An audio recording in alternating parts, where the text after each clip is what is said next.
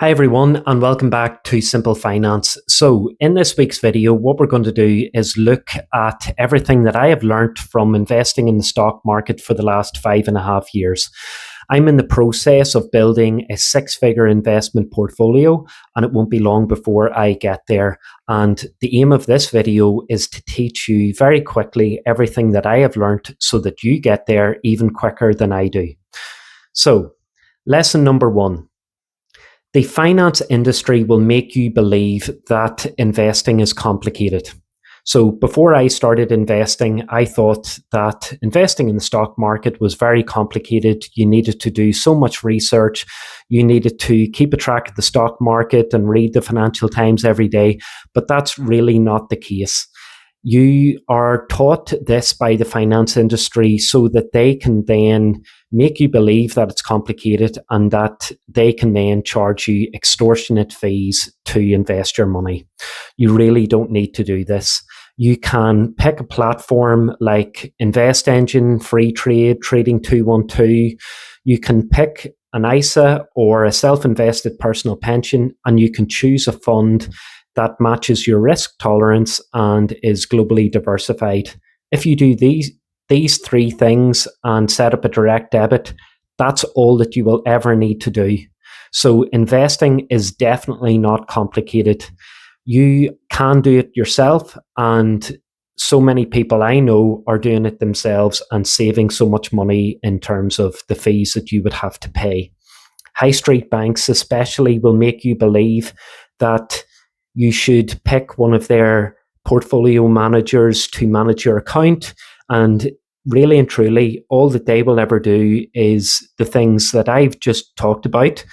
And it would take them 10, 15 minutes to do it when you could do it yourself and save so much money.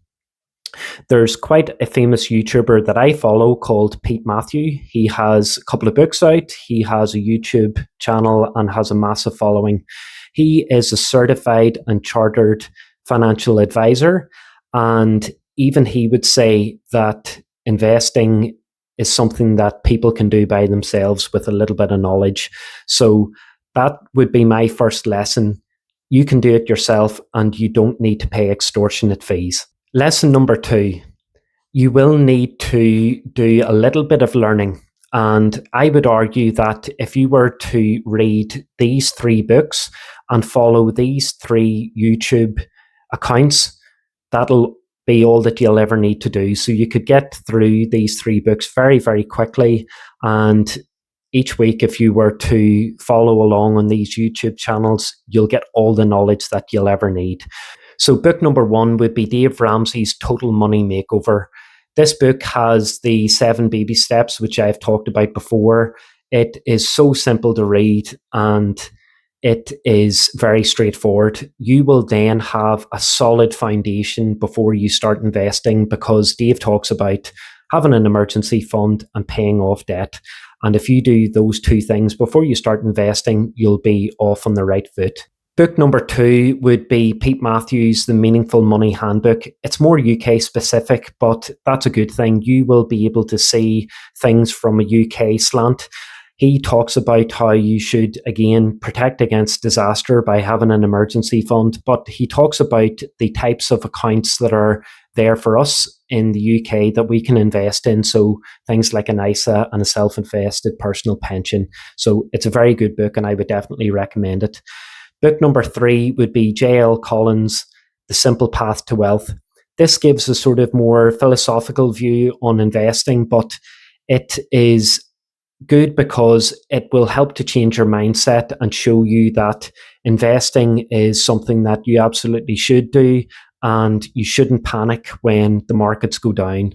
So I think if you were to read those three books, that'll be all the literature that you'll ever need to read.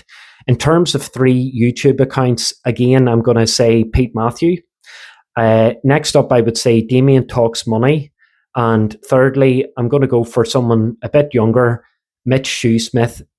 Mitch's account is quite dynamic. He talks about all sorts of things finance related, and I have got some value from him.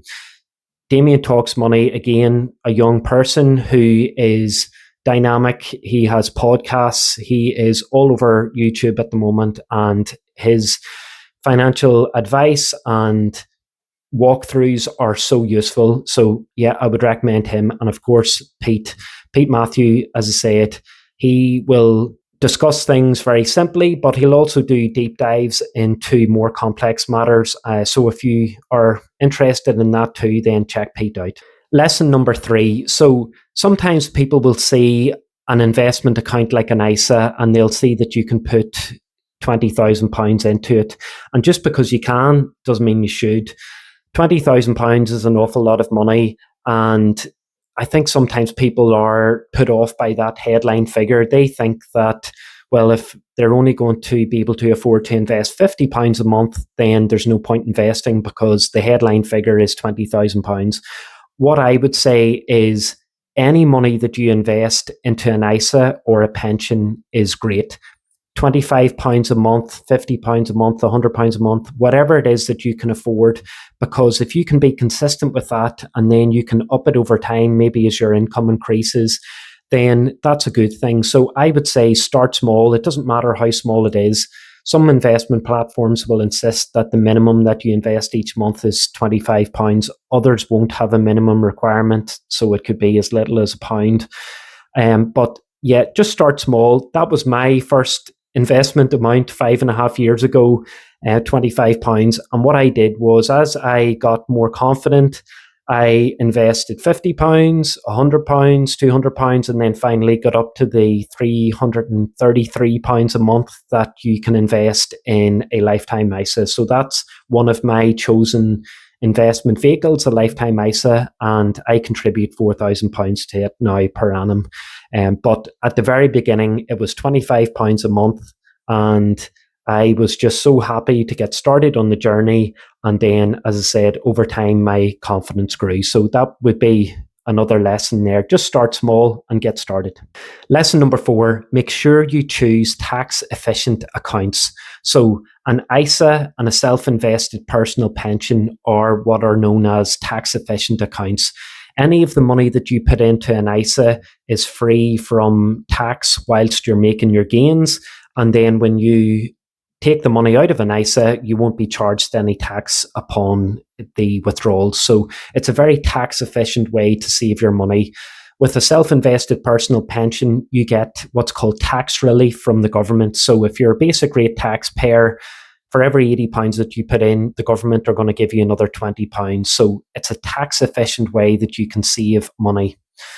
If you build that self-invested personal pension up over the years and you have a pot that's worth £100,000 when you retire, then 25% of that pot you can take tax-free. The remaining balance is then treated as income. So at the moment, as things stand, you have a personal allowance of £12,570 of personal allowance each year. So you will still have that when you retire if things stay the same. And anything after that is charged as taxable income. So that's what I would suggest that you do. Choose tax efficient accounts. Make sure the tax man doesn't get any more money than he needs to. And the benefits are there for you to build your investment portfolio in a tax efficient way. So lesson number 5 would be consistent investing. So as I spoke about, you might want to start off with £25 and build it up over time. That's absolutely a good idea. But what I would suggest you do is don't put £500 in and then you're left short the next month and then you're put off investing entirely because the next month within your monthly budget at home, you're really scrimping and saving. So invest just about as much as you can afford. Be consistent with it month in, month out, and you'll be able to do it for years. It'll become like another direct debit bill that you pay, and that's the best way to treat it. Treat it as just another direct debit that comes out, but you really know that it's going to benefit you in the long term. So be consistent. One way that'll help you to be consistent with your investing is to increase your income. So some finance YouTubers and influencers will tell you that you need to strip out every little bit of joy within your life. So don't go to Starbucks and buy that coffee. Don't buy new clothes. Don't go on holiday. Don't have a nice car. But really and truly, that will only get you so far. You might have a bit of excess money left at the end of the month, but you're going to be miserable. So my main advice to you is to try and increase your income. That will give you so much more benefit in terms of how much you can invest then each month than cutting your costs. So have a look and see if you can get a promotion in work. Have a look and see if there's a move that you can make which is going to put you into the next income bracket, or start a side hustle. So these are all ways that you can increase the amount of income that you're bringing in, and then you'll be able to invest more. So that's it for this week, folks. Those are some of the lessons that I've learned over the years. Hopefully they will help you to get to your financial goals quicker than I was able to get to. But I've enjoyed the process. I have enjoyed reading. I enjoy watching the YouTube financial influencers that I've mentioned. I get great value from them. And as I have learned along in this process, my confidence has grown. It's Put it this way, it's certainly a lot easier to invest in the stock market than it is to do these YouTube videos. I really thank you for your patience with these. I'm trying to improve the quality as I go along, but I have found it so difficult. So hopefully you can get some value from this. Hopefully you like and subscribe to the channel, and I'll do my best to keep putting the content out there that I think people will get value from, and I'll try my best to improve my presentation skills. So thanks very much, and I'll see you in next week's video.